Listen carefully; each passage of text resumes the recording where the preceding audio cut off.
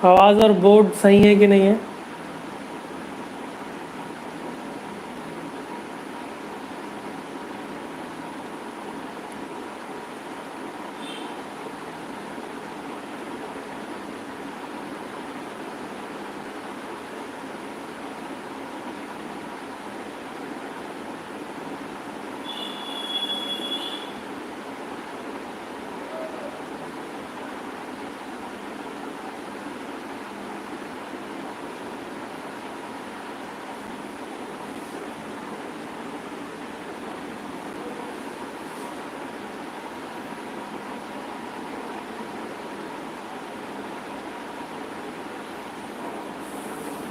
आवाज़ ठीक है कि नहीं कि एक बार देख लेंगे, उसके बाद फिर अपन लोग स्टार्ट करते हैं।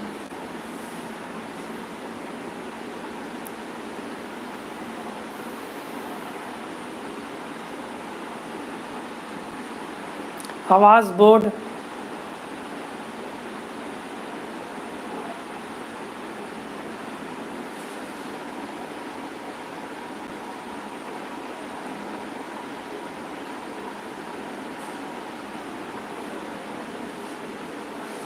आवाज़ ठीक है?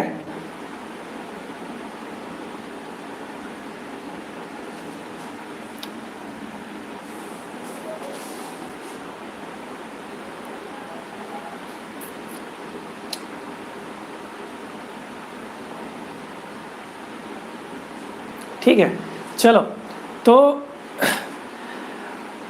हम लोग गुड इवनिंग मैडम।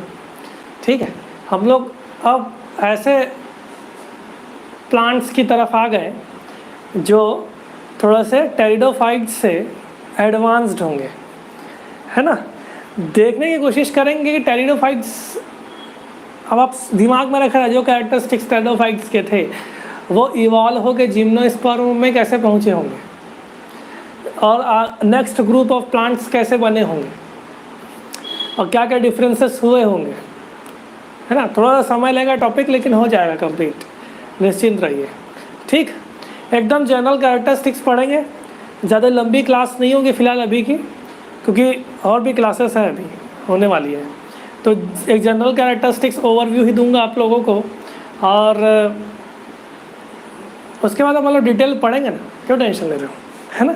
पढ़े ना डिटेल में, सब चीज़ तो पढ़े, मार्सिलिया भी डिटेल में पढ़े, सब चीज़ डिटेल में पढ़े, तो अभी क्यों रुकेंगे। ठीक है, तो टेरिडोफाइट्स में इवोल्यूशन होने के बाद वो नेक्स्ट ग्रुप ऑफ प्लांट्स आए जिनको अपन बोले जिम्नोस्पर्म्स। ठीक, देखने की कोशिश करेंगे हम, थोड़ा सा मैं थोड़ा सा कंपैरेटिवली एंजियोस्पर्म से भी लेते हुए पढ़ाऊंगा, देख लेंगे। ठीक है, तो जनरल फीचर्स की बात करूं तो इस टर्म को सबसे पहले जिसने दिया था वो था आपके थियोफ्रेटस। थियोफ्रेटस को फादर ऑफ बॉटनी भी बोला जाता है ना, और father of zoology is Aristotle, हम लोग पढ़ते थे। तो फादर ऑफ जो बॉटनी है वो थियोफ्रेटस भी है, और इन्होंने जिम्नोस्पर्म के टर्म को सबसे पहले दिया,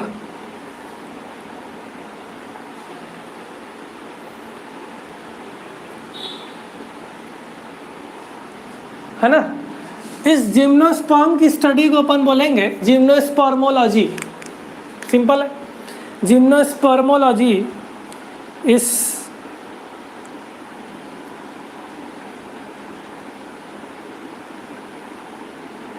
सबसे पहले इसको दिया गया। एक इम्पॉर्टेंट चीज़ है कि जिम्नो और एंजियोस्पर्म्स दोनों को कलेक्टिवली एक ग्रुप में रखा गया जिनको हम लोग बोलेंगे स्पर्मेटोफाइटा। क्या बोलेंगे? स्पर्मेटोफाइटा। देखो, Spermatophyta, phyta mean plants, and seed bearing plants को अपन लोग क्या बोलेंगे? स्पर्मेटोफाइटा। तो साइंटिस्ट हुए जिनको हम लोग बोले Bentham and Hooker. Bentham and Hooker, Bentham and Hooker ने सीड बियरिंग प्लांट्स को स्पर्मेटोफाइटा कहा। देखो, बेंथम एंड हुकर है वो रॉयल बॉटनिकल गार्डन से रिलेटेड है। बॉटनिकल गार्डन भी है ना हमारे सिलेबस में, रॉयल बॉटनिकल गार्डन से related, both of them are they related to royal botanical garden.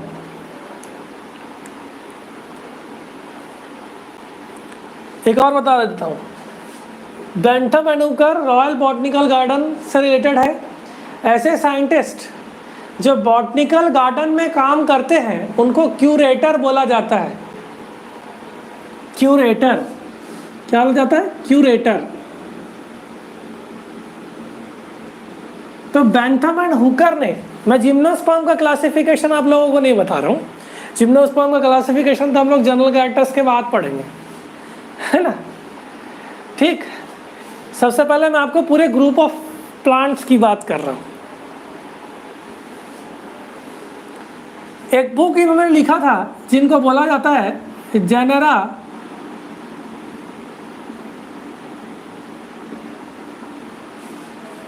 अच्छा, एक बात और है, जेनेरा प्लांटेरम लाइनियस में भी लिखा था। They both wrote the book called Genera Plantarum. ठीक, इस बुक में बिगेस्ट नेचुरल क्लासिफिकेशन दिया गया स्पर्मेटोफाइटा के लिए। बिगेस्ट नेचुरल क्लासिफिकेशन ऐसा बोला जाता है इनको, biggest natural classification. Plants with seeds के बारे में बात कर रहा हूँ। Biggest natural classification Bentham and Hooker Spermatophyta के लिए, प्लांट्स विद सीड्स, स्पर्मेटोफाइटा। देखो, स्पर्मेटोफाइटा को इन्होंने, सीड बियरिंग प्लांट्स को इन्होंने 3 भागों में बांटा। पूरे स्पर्मेटोफाइटा को 202 फैमिली डिवीजन था। टैक्सोनॉमी बता रहा हूँ थोड़ा सा। 202 फैमिलीज में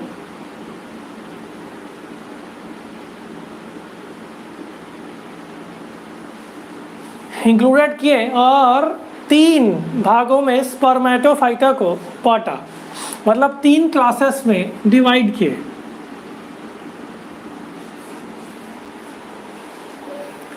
एक था डाइकोटिलिनिडी,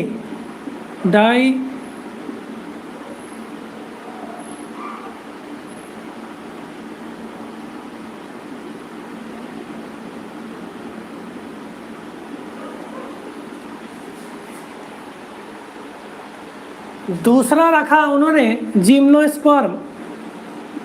जिम्नोस्पर्मी,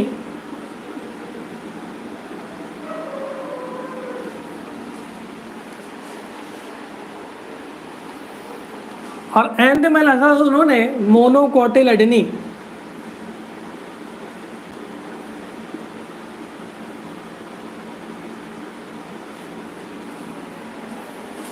सीक्वेंस को आप ऐसे ही रखेंगे,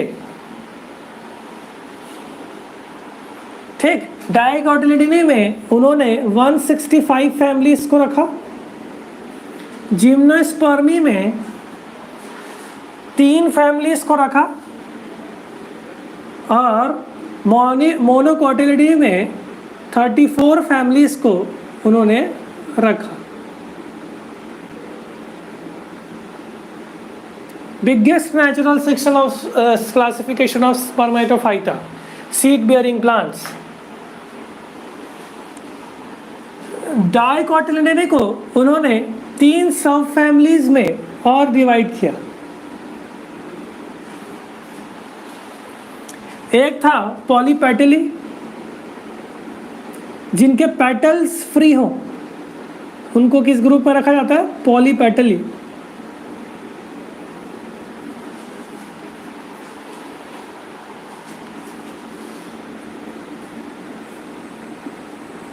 गैमोपेटली,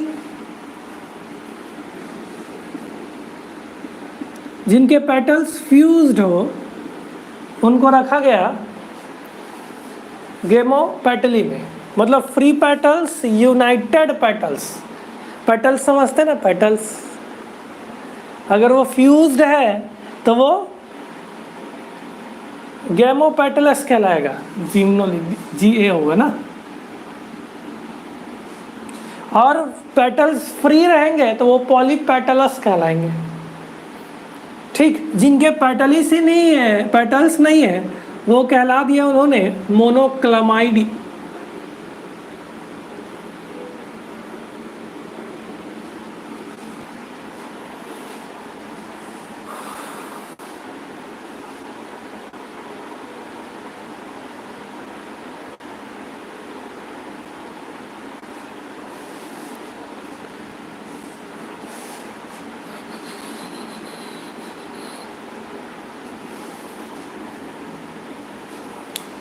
सबसे पहली बात, इस क्लासिफिकेशन का बेनिफिट ये हुआ कि ये नेचुरल क्लासिफिकेशन है, totally based on natural classification.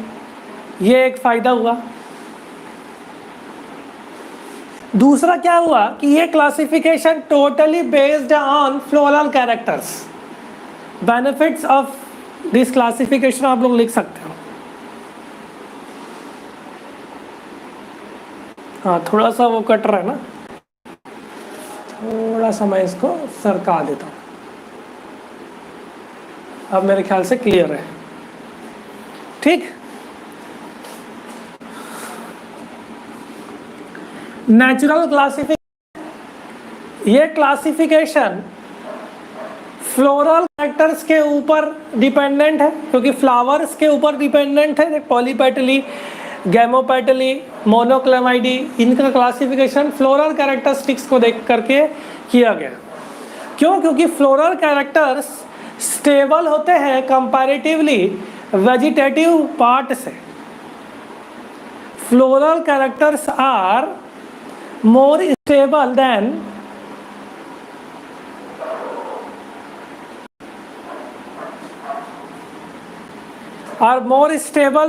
vegetative characters.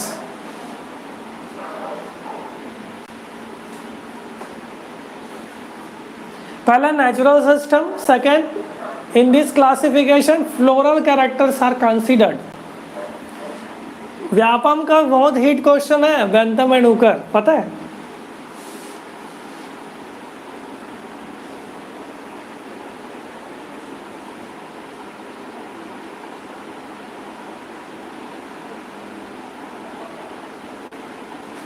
ठीक, हार्बेरियम में और बॉटनिकल गार्डन में जो भी क्लासिफिकेशंस होते हैं वो इसी के ऊपर बेस्ड है।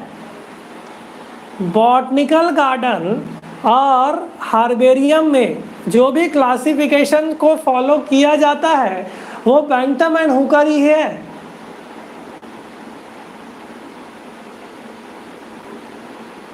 आया? क्यों? क्योंकि ये सिंपल क्लासिफिकेशन है, टोटली एक्चुअल ऑब्जर्वेशन के ऊपर बेस्ड क्लासिफिकेशन थे। ऑब्जर्व किए, डाइकॉट्स हैं तो पेटल्स फ्यूज्ड रहे कि नहीं, तो उनको एक एक ग्रुप में रखा गया। ये क्लासिफिकेशन एक्चुअल ऑब्जर्वेशन के ऊपर बेस्ड है, इसलिए इसको सिंपल क्लासिफिकेशन बोला जाता है। ये मोस्ट एक्सेप्टेड क्लासिफिकेशन तो नहीं है, लेकिन एक्चुअल ऑब्जर्वेशन के बेस होने की वजह से जितने भी अरेंजमेंट्स बॉटनिकल गार्डन्स में या हार्बेरियम में किए जाते हैं वो बेंथम एंड हुकर क्लासिफिकेशन के बेसिस पे ही किए जाते हैं।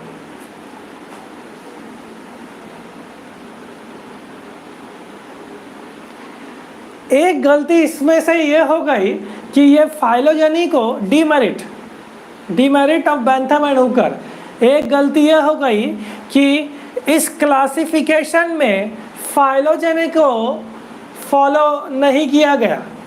गलती क्या हुई कि डाइकॉट और मोनोकॉट्स के बीच में जिम्नोस्पर्म को रख दिया गया, बल्कि एक्चुअल फाइलोजेनी यह है कि सबसे पहले जिम्नोस्पर्म आए, उनके बाद डाइकॉट्स आए, उनके बाद मोनोकॉट्स आए। इसका मतलब क्या है? एडवांस्ड प्लांट्स मोनोकॉट्स हुए, उसके बाद डाइकॉट्स हुए, उसके बाद जिम्नोस्पर्म्स हुए। लेकिन इन्होंने क्या किया, डाइकॉट और मोनोकॉट के बीच में जिम्नोस्पर्म को प्लेस कर दिया।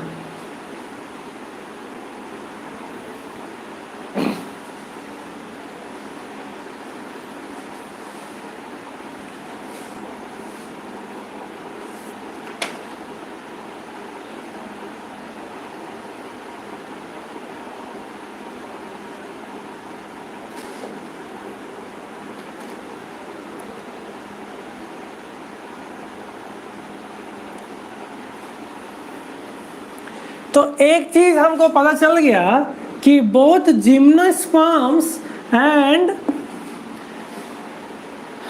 Angiosperms are included in under spermatophyta, seed bearing plants. इसका मतलब क्या है, सीड तो प्रेजेंट है जिम्नोस्पर्म और एंजियोस्पर्म में, लेकिन मेन डिफरेंस क्या हुआ कि gymnosperms are naked seeded plants. Naked seeded plants मतलब इनमें फ्रूट फॉर्मेशन नहीं होता। No fruit formation takes place in this plant.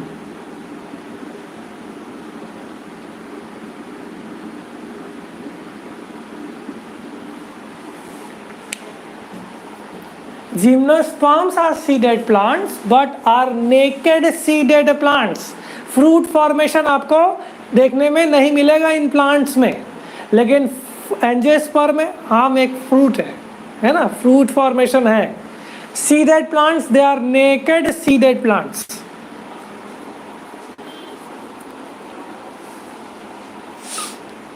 Next distribution point of view से मैं आप लोगों को एक चीज बता देता हूं कि जिम्नोस्पर्म्स टोटली लिमिटेड डिस्ट्रीब्यूशंस के होंगे। लिमिटेड डिस्ट्रीब्यूशंस पाए गए हैं इनके में, और ये मेनली प्रेजेंट होते हैं कोल्ड रीजन्स में, स्लोप ऑफ हिमालय। बड़े बड़े लीफ प्रेजेंट नहीं रहेंगे, इनके लीफ जो रहेंगे वो एकदम पतले हो सकते हैं, नीडल शेप का भी हो सकता है। हम देखते हैं कि भाई किसका बरगद के पत्ते कितने बड़े बड़े होते हैं, है ना, बादाम के पत्ते। लेकिन जिम्नोस्पर्म्स जो है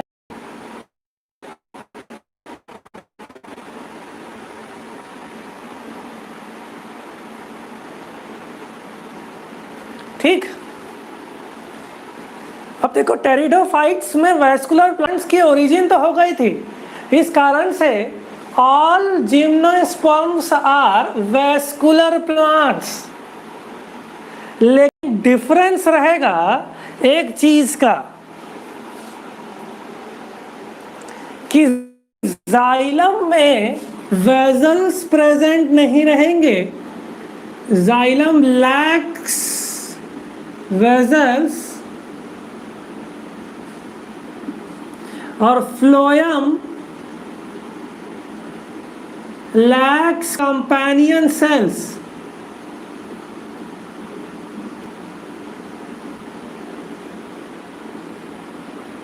जाइलम में वेजल्स प्रेजेंट नहीं रहेंगे, और जो फ्लोएम है उसमें कंपेनियन सेल्स प्रेजेंट नहीं रहेंगे। टिश्यू सिस्टम में आप लोगों को बता दिया कि जाइलम में ट्रैकिड्स, वेजल्स, जाइलम पैरेन्काइमा बताया था ना, तो वेजल्स प्रेजेंट नहीं रहेंगे। एडवांस्ड कैरेक्टर है एंजियोस्पर्म के लिए। चलिए, आधे से ज़्यादा लोग भाग गए। पहले बेसिक तो जान लेंगे तब तो जिम्नोस्पर्म पढ़ेंगे, है नहीं। नंबर ऑफ वॉच व्यक्ति लोग कम है, अभी थोड़ा सा ठीक देख रहे थे।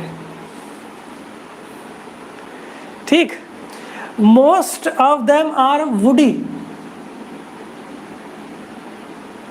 देखो वेस्कुलर प्लांट है, इसका मतलब सेकेंडरी ग्रोथ इनमें होगी, इस चीज को आप जान लो, ठीक है, सेकेंडरी ग्रोथ इनमें होगा। लेकिन कुछ है श्रब, एग्जाम्पल के तौर पे आप लिख सकते हो इफेड्रा, एग्जाम्पल के तौर पे लिख सकते हो इफेड्रा। मोस्टली आपको वुडी प्लांट्स मिलेंगे, वुडी या ट्री हैबिट लाइक, लेकिन कुछ प्लांट्स है वो श्रब फॉर्म में प्रेजेंट है, कुछ जो है वो ग्रास की तरह है, लाइनिया, या क्लाइंबर्स की तरह है, वुडी क्लाइंबर्स की तरह। एग्जाम्पल आप लिख सकते हो जिनेटम।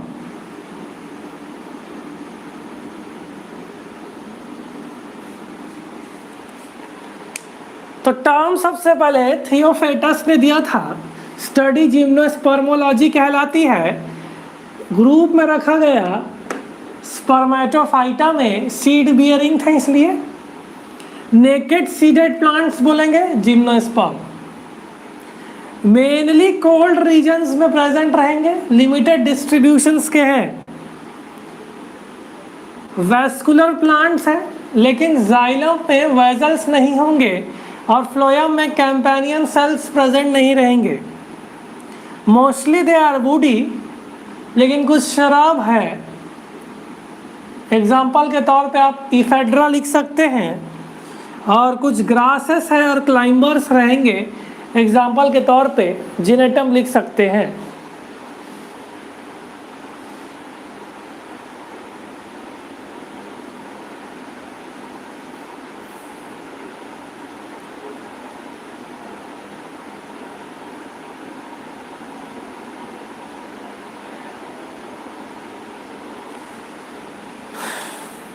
देखो, वुडी होने की वजह से मैं क्या बोल सकता हूँ कि इनमें वैस्कुलर सेकेंडरी ग्रोथ प्रेजेंट रहेंगे। सेकेंडरी ग्रोथ होगा इन प्लांट्स में। सेकेंड, आप देख सकते हैं कुछ एक्सेप्शंस है जिसमें xylem as a true vessels present रहेंगे। इन सब चीज़ों को आप याद रखिए। जिनेटम मैं आपको शुरू से ही बता रहा हूँ, इफेड्रा और वेलवेशिया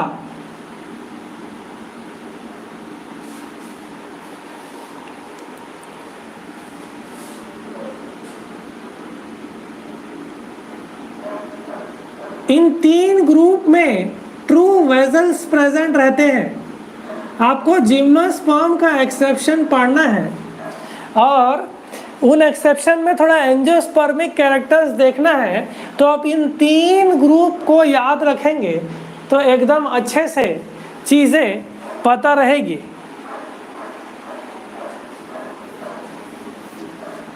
है ना। तो Gnetum, Ephedra, Welwitschia contains true vessels।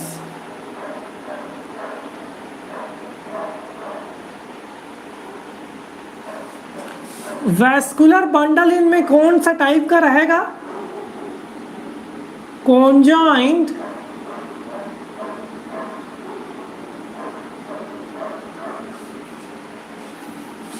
Collateral vascular bundle. Conjoint collateral and dark and open type of vascular bundle will be present। Open type vascular bundle मतलब कि कैम्बियम विल बी प्रेजेंट। इस कारण से secondary growth देखने को मिला है। Vascular bundle कौन से प्रेजेंट रहेंगे? Conjoint collateral endarch. Endarch का मतलब protoxylem will be towards the pith in comparison to metaxylem facing outside। Cambium present रहेगा, इस कारण से open type of vascular bundle present रहेंगे। ये पूरे चीज़ें जो है वो निचोड़ है जिम्नोस्पर्म के सब चीज़ों को ज़्यादातर याद रखने में। इनकेस आप भूल गए कि कौन सा वेस्कुलर बंडल था, लेकिन आपको जनरल कैरेक्टरिस्टिक्स याद है, तो मैं क्या बोल सकता हूँ कि आप आराम से उस क्वेश्चन को निपटा सकते हो।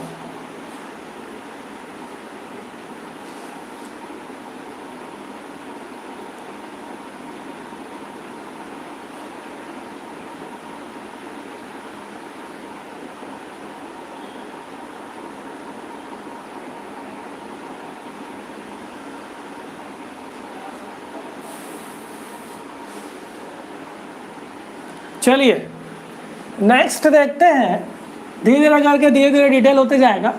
मेरे ख्याल से आप लोगों ने इतना तो लिख लिया होगा।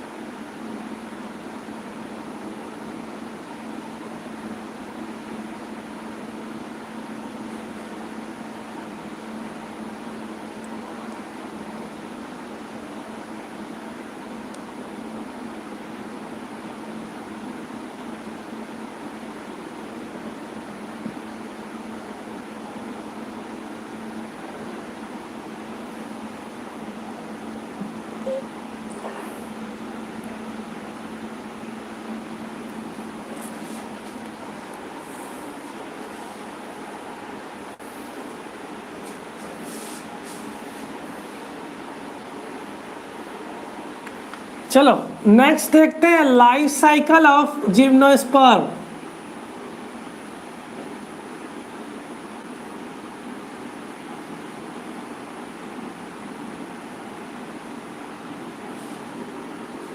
आप लोग पढ़ाई बिल्कुल जारी रखें। अभी अभी नोटिफिकेशन आया है कि एक एग्ज़ाम जो कैंसिल हुआ था वो 21 तारीख को पीएससी कंडक्ट करने वाला है, जो हमारे साथ ही हुआ था। सिविल जज या किसी का पेपर है, तो आप लोग ध्यान पे बिल्कुल अच्छे से रहिए कि पेपर कभी भी हो सकता है। और मेरे हिसाब से टाइम केवल 20 दिन या 15 दिन ही दिया जाए, ऐसा भी हो सकता है अचानक से। तो फुल फेज में आप लोग तैयारी रखें, ज़्यादा अच्छा है ना। उस प्रकार से मैं भी इस कोर्स को जल्दी निपटाने की कोशिश करता हूँ। ठीक है, चलिए लाइफ साइकिल ऑफ जिम्नोस्पर्म देखें तो प्लांट बॉडी जो रहेगा वो स्पोरोफाइट रहेगा। Plant body is sporophyte.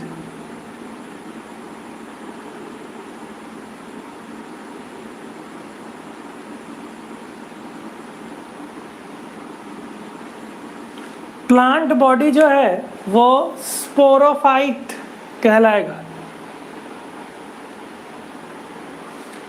All gymnosperms are dioecious, ध्यान रखे रहना।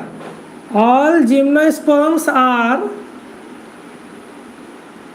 Dioecious organism.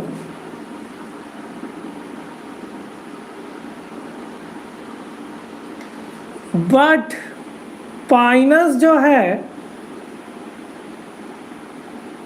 is exceptionally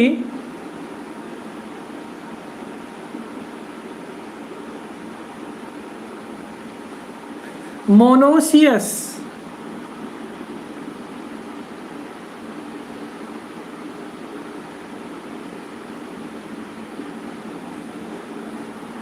question फंसाने वाला।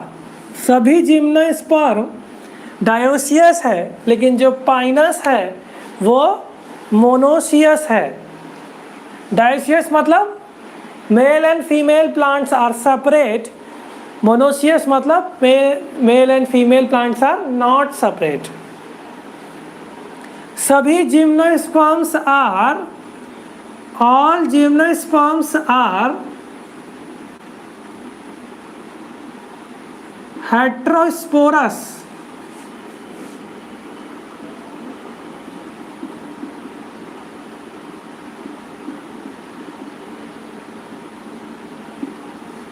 All gymnosperms are heterosporous.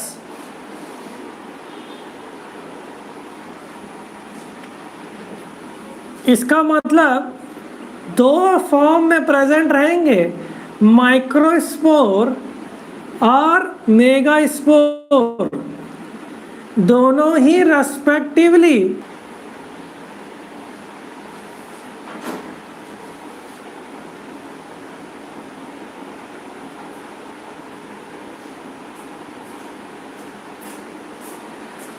अब आप देखो माइक्रोस्पोर जो है वो माइक्रोस्पोरेंजिया में बनेंगे,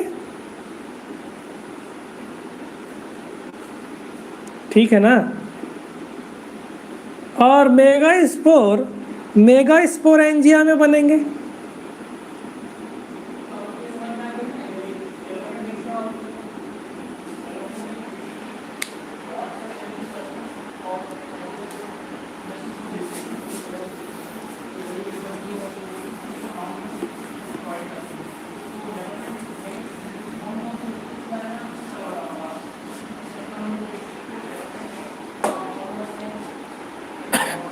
अब देखो माइक्रोस्पोरेंजिया जो है वो आर फॉर्म्ड ऑन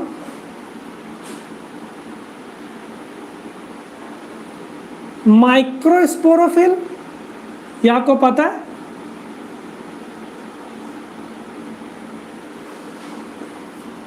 और मेगास्पोरेंजिया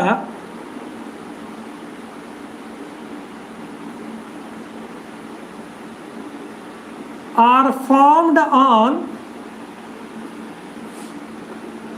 megasporophyll.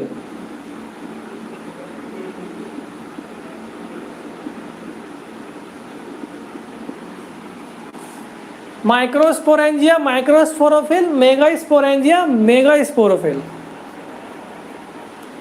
ठीक, माइक्रोस्पोरोफिल को बोला जाएगा स्टेमेन और मेगास्पोरोफिल को बोला जाएगा कार्पेल। समझ पा रहे? प्लांट बॉडी स्पोरोफाइट मतलब डिप्लॉयड है। Dioecious except Pinus monoecious. All gymnosperms are heterosporous मतलब माइक्रोस्पोर्स और मेगास्पोर्स रहेंगे। माइक्रोस्पोर्स माइक्रोस्पोरेंजिया में, मेगास्पोर मेगास्पोरेंजिया में प्रेजेंट रहेंगे। Microsporangia are formed on microsporophyll और megasporangia are formed on megasporophyll. Microsporophylls को अपन लोग स्टेमेन बोलेंगे और मेगास्पोरोफिल को कार्पेल बोलेंगे।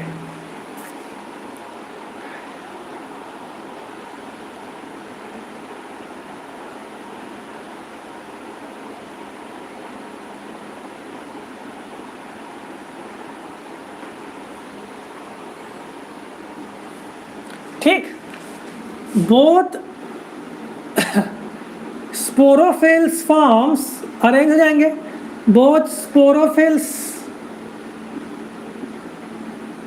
फॉर्म कोन्स, ये अरेंज होंगे। याद है, कोन लाइक स्ट्रक्चर बना लेंगे। याद है, हम लोग टाइडोफाइट में पढ़े थे। देखो, जिम्नोस्पर्म का कोन लिखते जाओ। जिम्नोस्पर्म का कोन सितंबर में हो जाएगा क्या सर? नहीं पता, प्रोबेबली हमारा नेक्स्ट एग्ज़ाम नेक्स्ट नोटिफिकेशन हमारा ये शायद टॉप गियर पे रखो, ठीक है, टॉप गियर पे रखो, हाँ वही काम आ गया, ठीक है। तो बोथ स्पोरोफिल फॉर्म कोन। जिम्नोस्पर्म का जो कोन है वो एंजियोस्पर्म के फ्लावर या इन्फ्लोरेसेंस के इक्विवेलेंट रहेगा।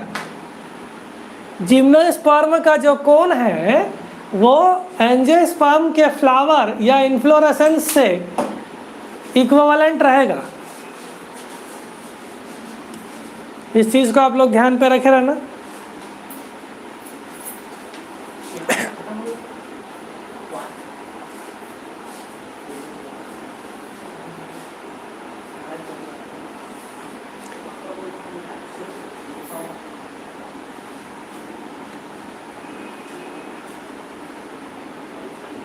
ठीक है, चलो। लेकिन carpel of gymnosperm and angiosperm are different.